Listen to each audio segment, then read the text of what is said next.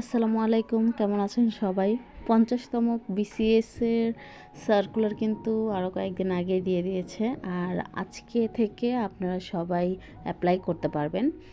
৫০তম বিসিএসের প্রিলিমিনারি পরীক্ষা ৩১শে জানুয়ারি। সময় একদম নিকটে। এই মুহূর্তে মনে হচ্ছে যেন কিছুই পড়া হয়নি। যা পারি তাও মনে হচ্ছে যেন ভুলে যাচ্ছি। এখন এই মুহূর্তে আপনারা কি করছেন একটু কমেন্ট করে জানাবেন। আমি অবশ্য আমার যে পড়াগুলো হয়েছে সেগুলোই বারবার রিভিশন দিচ্ছি, যেটা হয়নি সেটা একটু দেখছি, কিন্তু নতুন করে কিছু মুখস্থ করার মতো কোনো ওয়ে নেই, এত শর্ট টাইম দিয়েছে।